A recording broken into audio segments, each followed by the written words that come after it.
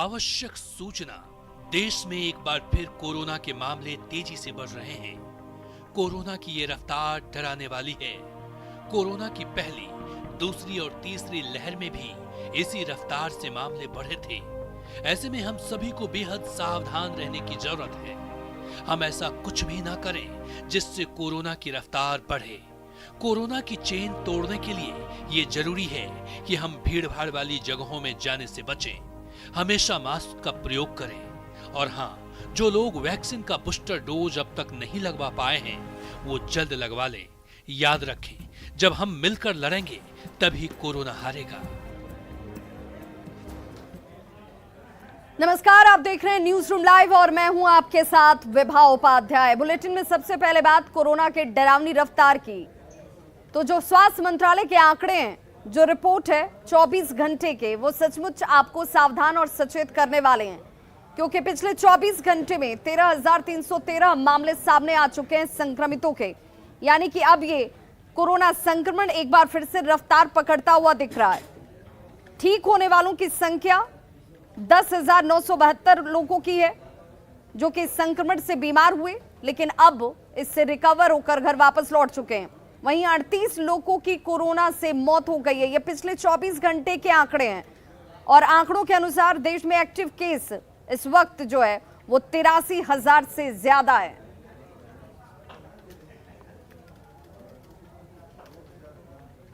तो 24 घंटे में देखिए 13,313 केसेस।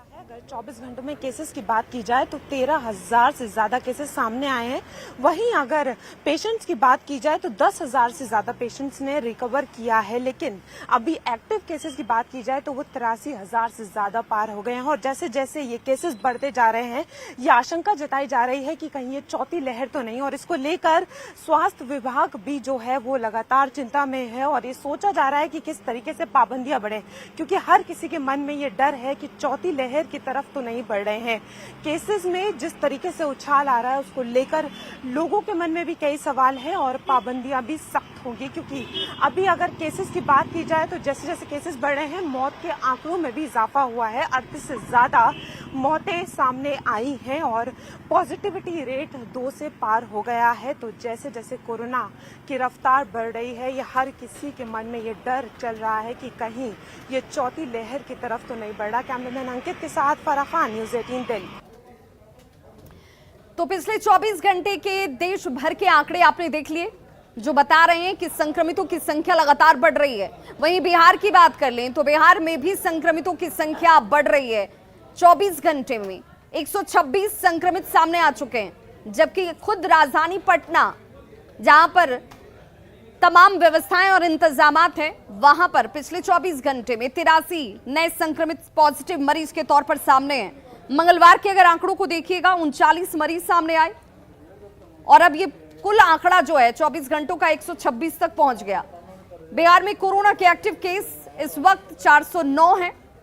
खासकर पटना में ये आंकड़े जो हैं वो 24 घंटे में, यानी कि अगर पिछले 2 दिनों के आंकड़ों को जोड़ दिया जाए तो दोगुनी रफ्तार से इस वक्त संक्रमितों की संख्या सामने आ रही है। यानी लापरवाही जारी है और ये लापरवाही हम सबके लिए भारी पड़ सकती है। इसलिए सावधान रहें, सचेत रहें और कोरोना प्रोटोकॉल का पालन जरूर करें। एक बार फिर से पटना समेत पूरे बिहार में बढ़ने लगा है। बात अगर पटना की करें तो पटना में बुधवार को जो जांच हुई थी कोरोना मरीजों की, उसमें 83 नए मरीज सामने आए हैं। मंगलवार को 91 नए मरीज सामने आए थे। संपूर्ण बिहार की बात करें तो बुधवार को 126 नए मरीज पूरे बिहार से सामने आए हैं। अगर कोरोना मरीजों की संख्या नए अपडेट की बात करें तो संपूर्ण बिहार में 409 हो गए हैं। एक्टिव केसेस जो हैं वो 409 पहुंच चुका है। स्वास्थ्य विभाग के द्वारा जो आंकड़ा जारी किया गया है उसके मुताबिक 1,30,126 कोरोना टेस्ट जो है बुधवार को किए गए थे, जिनमें से 42,380 RT-PCR टेस्ट हुए। जबकि एंटीजन टेस्ट की संख्या की बात करें तो 87,746 एंटीजन टेस्ट जो है वो हुए हैं। और देर शाम जो जांच रिपोर्ट सामने आई है उसके मुताबिक 0.097% जांच रिपोर्ट पॉजिटिव आई है। जून में कोरोना संक्रमण की चपेट में आए लोगों में से बीते 24 घंटे में 41 लोग जो है वो स्वस्थ भी हुए हैं, ये भी बताया गया है इस रिपोर्ट में।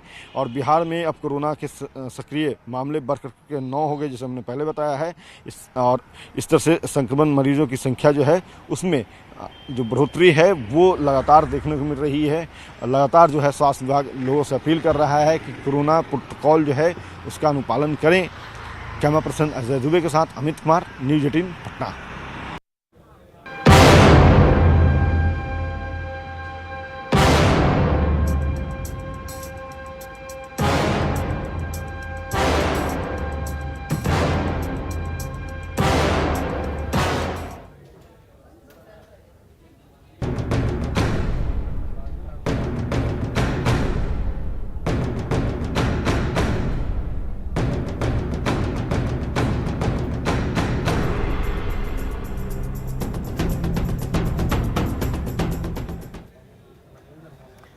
और अब बात बाढ़ जैसे आफत की, जिससे एक बार फिर से लोग डरे और सहमे हुए नजर आ रहे हैं। खगड़िया की बात करें, जहां पर कोसी और बागमती नदी का जलस्तर लगातार बढ़ रहा है और यही वजह है कि इन इलाकों में रहने वाले लोगों की मुश्किलें लगातार बढ़ती जा रही हैं। हालांकि अभी भी बागमती और कोसी नदी जो है वो खतरे के निशान से नीचे है, लेकिन बाढ़ की आहट ने लोगों को जरूर डरा दिया है, दहशत में ला दिया है। कोसी और बागमती नदी से सबसे ज्यादा जो प्रभावित इलाके हैं वो बिलदौर प्रखंड है और चौथम प्रखंड के लोग हैं। इधर जिला प्रशासन जो है वो तमाम तैयारियों का दावा कर रहा है कि तमाम तैयारियां की जा चुकी हैं। बाढ़ जैसे अगर हालात हुए तो लोगों को रेस्क्यू करने से लेकर खाने पीने तमाम चीजों के इंतजाम और व्यवस्थाएं सुनिश्चित की गई हैं। पूर्ण करा ली गई है। इसमें चारा और सामग्री की जो भी दर है इत्यादि वो तय कर लिया गया है। मुख्य रूप से इसमें क्योंकि खगड़िया एक बाढ़ प्रवण जिला है और 38 जिलों में सबसे ज़्यादा भयावह स्थिति अगर रहती है और लंबे समय तक रहती है तो खगड़िया में ही रहती है। तो खगड़िया के साथ गोपालगंज की तस्वीर भी देख लीजिए, जहां गंडक नदी जिससे कटाव भी होता है और बाढ़ की वजह से लोगों का विस्थापन भी। अब इस बार गंडक नदी के बढ़ते जलस्तर की वजह से नदी के उस पार जाने वाले किसान जो कि खेती और किसानी के लिए नावों पर आश्रित हैं, वो अब छोटी नाव का परिचालन भी बढ़ते हुए जलस्तर की वजह से एहतियात के तौर पर रोक दिया गया है। इस पर अभी परिचालन पर रोक लगाई गई है। किसानों का कहना है कि धान की बुआई का वक्त है। नदी के उस पार इलाके के सभी किसान खेती और किसानी से जुड़े हुए हैं और आवाजाही को लेकर एक बार फिर से उनके सामने विकट परिस्थिति है। जल संसाधन विभाग हालांकि कह रहा है कि गंडक नदी में पानी पिछले साल की तुलना में अभी कम है, लिहाजा तटबंध और निचले इलाके में जो लोग रह रहे हैं वहां पर बाढ़ जैसी कोई खतरा या फिर उसकी कोई आशंका लोगों को परेशान नहीं करेगी। बहुत ज़्यादा बढ़ा हुआ था लेकिन आज घटा हुआ और कल के डेट में जो अगले साल जो पानी आया हुआ था उसमें बाढ़ आ गया था, लेकिन इस बार पानी लेट से आ रहा है, जिसके चलते अभी प्रशासन की तरफ से कोई सुरक्षा यहाँ नहीं कराया गया है। और रात को काफ़ी पानी मतलब बढ़ा हुआ था। यहाँ पे पानी बढ़ रहा है और घट रहा है। अभी यहाँ पे घट चुका है और यहाँ के लोग जो है आसपास के बहुत डरे हुए हैं और सब कोई अपना सामान समेट चुके हैं बांध पे आने के लिए। वहीं कटिहार की बात कर लें तो महानंदा नदी का जलस्तर जो है वो अब धीरे धीरे बढ़ने लगा है और जैसे ही जलस्तर में वृद्धि होती है इन इलाकों में रहने वाले लोगों के सामने बाढ़ की विभीषिका और उससे उत्पन्न होने वाले हालात जो इनके जीवन पर सीधे तौर पर असर डालते हैं, उसकी परेशानियां चेहरों पर साफ नजर आने लगती हैं। हालांकि गंगा नदी का जलस्तर अभी स्थिर है कटिहार अनुमंडल परिसर से आपदा विभाग की तरफ से बाढ़ग्रस्त इलाकों में, लेकिन तैयारियां जो हैं वो जरूर शुरू कर दी गई हैं। पॉलीथीन शीट की बात हो उसे अब इन इलाकों तक पहुंचाया जाना शुरू कर दिया गया है, क्योंकि बाढ़ के दौरान घरों में पानी घुसने के बाद लोग ऊंचे स्थानों पर शरण लेने को विवश हो जाते हैं और ऐसे में ये पॉलीथीन शीट ही उनके लिए उनका मकान और घर सब कुछ है। हालांकि अधिकारी कह रहे हैं कि आपाधापी की कोई जरूरत नहीं है, डरने की कोई जरूरत नहीं है।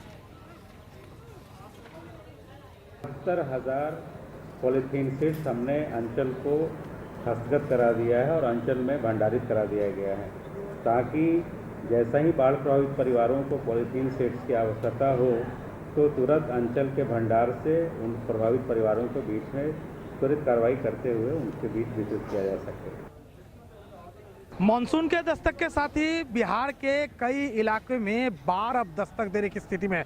इसको लेकर कटिहार बाढ़ के रेड जोन माना जाता है और यहाँ तैयारी जोरों पर है। आपको एक तस्वीर दिखाते हैं। ये जो पॉलीथीन है जो अमूमन विस्थापित होने की स्थिति में बहुत मददगार होता है। लगभग 4 प्रखंडों में जो बलरामपुर, मनसाही, आजमनगर और कदवा भेजा जा रहा है। आपको बताते चले लगभग एक ट्रैक्टर में 150 इस तरह का पॉलीथीन का लादा जाता है और इसको उस स्थल तक पहुंचाया जाता है। इस पॉलीथीन के बारे में बताया जा रहा है कि इसकी लंबाई 5.5 फीट और चौड़ाई 4.5 फीट होता है और बाढ़ के दौरान जब लोग विस्थापित होते हैं, जब हाहाकार मचता है तो यह बेहद जरूरी होता है। कुल मिलाकर कटिहार जिला प्रशासन इसको लेकर तैयारी अभी से ही शुरू कर दिया है क्योंकि यह इलाका अक्सर महानंदा, कोसी और गंगा का रेड जोन रहा है, इसलिए इस बार तैयारी पहले से ही जोरों पर दिखाया है।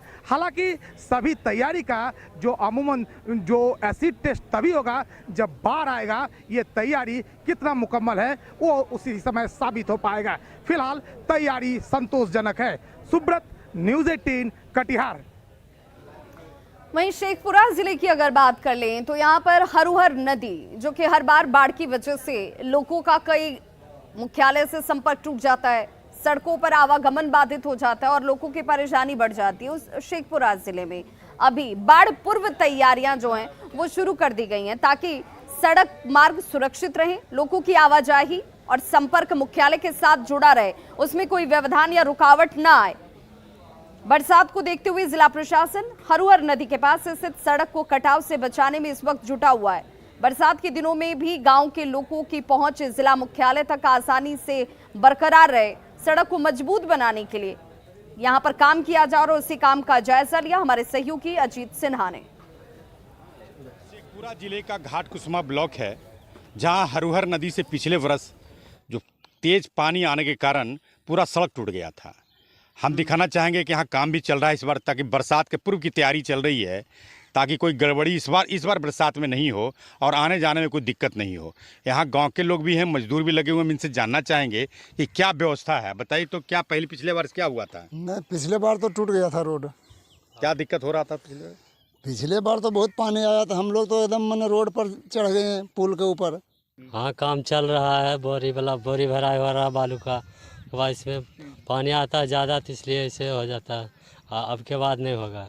तो इस बार काफ़ी तैयारी है, जिला प्रशासन तैयारी कर रखा है कि ताकि रोड का कोई पानी के दबाव के कारण नहीं टूट पाए, आने जाने में कोई दिक्कत नहीं हो। इसके लिए बरसात के पूर्व ही ये व्यवस्था की जा रही है।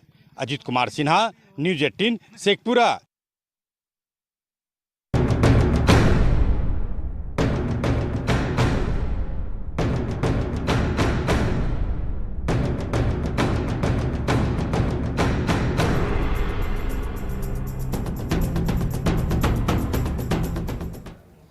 और इस बीच बड़ी खबर आ रही है दिल्ली से, जहां पर राष्ट्रपति चुनाव से जुड़ी हुई बड़ी जानकारी। जेडीयू की तरफ से 5 प्रस्तावक बनाए गए हैं। द्रौपदी मुर्मू को लेकर 5 प्रस्तावक बनाए गए हैं जेडीयू की तरफ से, जिसमें ललन सिंह का नाम शामिल है।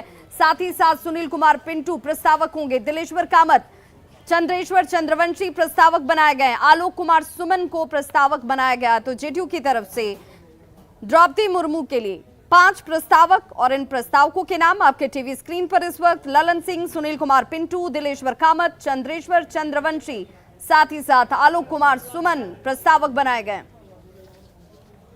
तो राष्ट्रपति चुनाव पर यह बड़ा अपडेट इस वक्त जेडीयू की तरफ से 5 प्रस्तावक और इन प्रस्तावकों के नाम इस वक्त आपके टीवी स्क्रीन पर सामने हैं। एनडीए की तरफ से द्रौपदी मुर्मू को बनाया गया है राष्ट्रपति पद का उम्मीदवार और जेडीयू ने समर्थन अपना दिया हुआ है। और अब इस वक्त ये बड़ी जानकारी जेडीयू की तरफ से 5 प्रस्तावक जेडीयू ने बनाए हैं।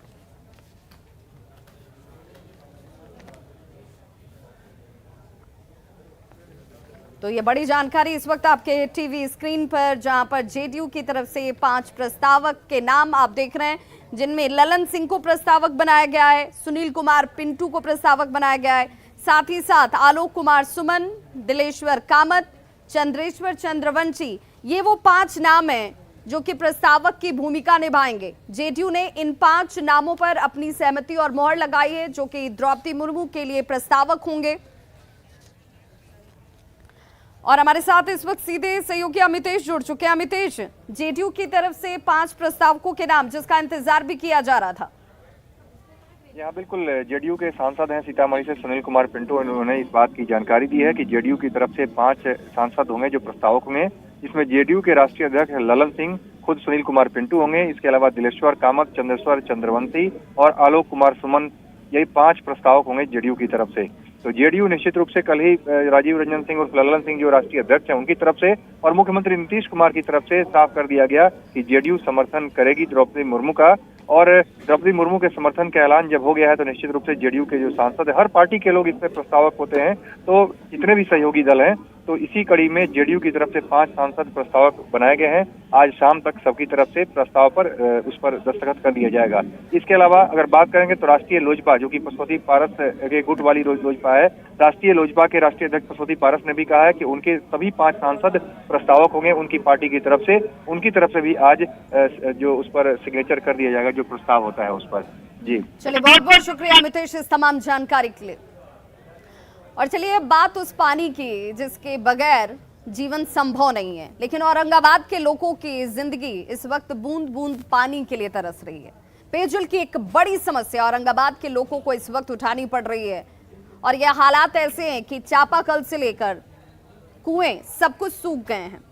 लोगों को निचले स्तर पर अब पानी को लेकर के जद्दोजहद करनी पड़ रही है। जलस्तर काफी नीचे जा चुका है। हैंडपंप की बात कर लीजिए, कुएं की बात कर लीजिए, बोरिंग की बात कर लीजिए, सब सूख चुके हैं। लोग सुबह से ही पानी की तलाश में घरों से निकल जाते हैं। पानी की किल्लत की वजह से किराएदार इन इलाकों से अब पलायन कर रहे हैं। हैरानी की बात यह है कि विभागीय अधिकारी भी इस समस्या से कन्नी काट रहे हैं, कोई जवाब देते नहीं सूझ रहा।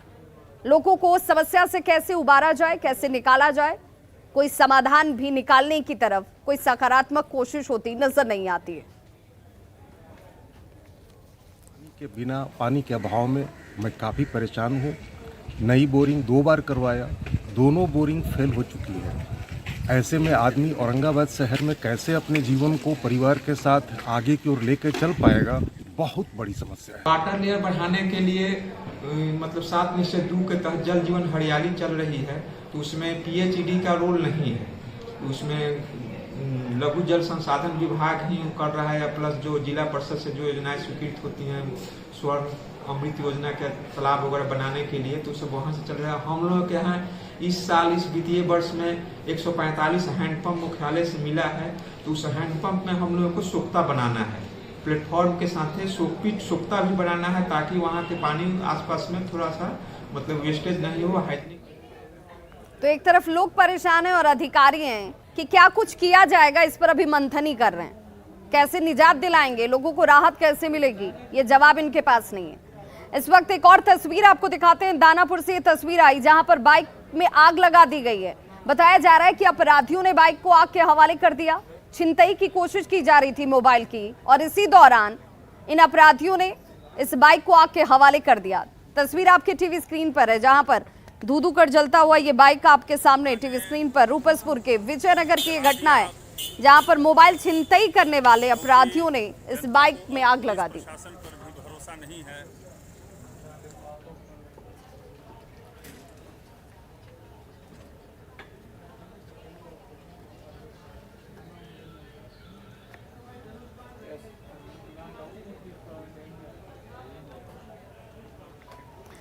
अगली खबर नवादा से, जहां पर बिना रजिस्ट्रेशन के चलने वाले तमाम कोचिंग संस्थानों या प्रतिष्ठानों की बात कर लीजिए, अब इन पर शिकंजा कसना जिला प्रशासन ने शुरू कर दिया है।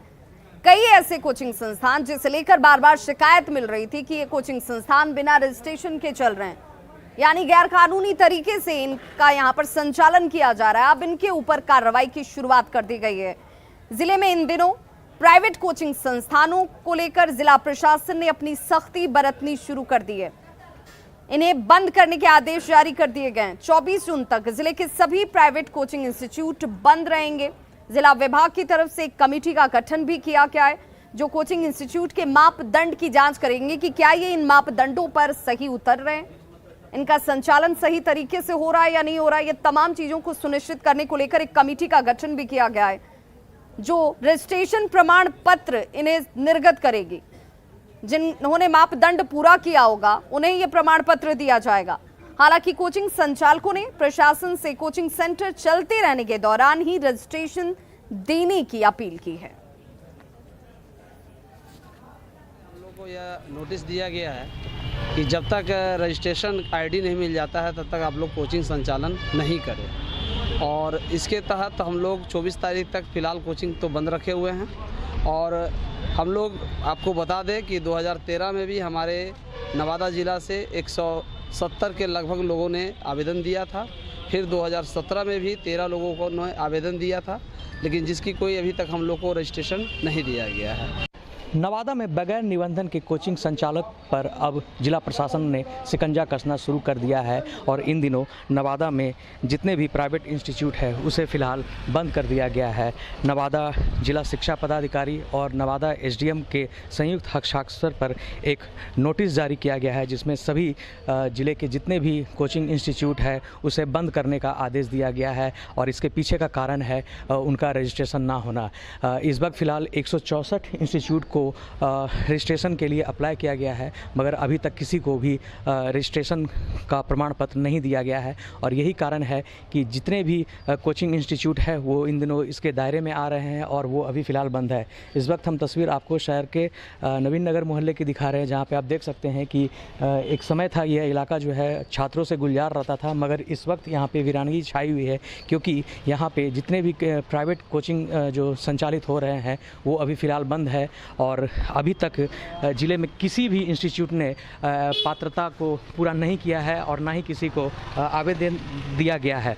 हालांकि 2013 और 14 में प्राइवेट कोचिंग एसोसिएशन के द्वारा आवेदन जिला प्रशासन को दिया गया था, मगर तब से लेकर आज तक ना तो कोई जांच की गई और ना ही कोई कमेटी का गठन कर इन कोचिंग इंस्टीट्यूट को चेक किया गया और यही नतीजा है कि तब से लेकर आज तक जितने भी नवादा में कोचिंग इंस्टीट्यूट है वो बगैर लाइसेंस के चल रहे हैं, बिना निबंधन के चल रहे हैं। तो इस को लेके जिला कोचिंग प्राइवेट इंस्टीट्यूट संघ ने भी नवादा जिला प्रशासन से गुहार लगाई है, मगर अभी तक इसका निराकरण नहीं निकला है। अब देखना होगा कि अब कब तक इन प्राइवेट कोचिंग एसोसिएशन जितने भी इंस्टीट्यूट है उन्हें रजिस्ट्रेशन मिलता है और कब ये इंस्टीट्यूशन फिर से खुलता है। अनिल विशाल, न्यूज़ 18 नवादा। तो खबरों का सिलसिला लगातार जारी, आप देखते रहिए न्यूज़ 18 बिहार झारखंड, यहाँ खबरों का सिलसिला कभी नहीं थमता।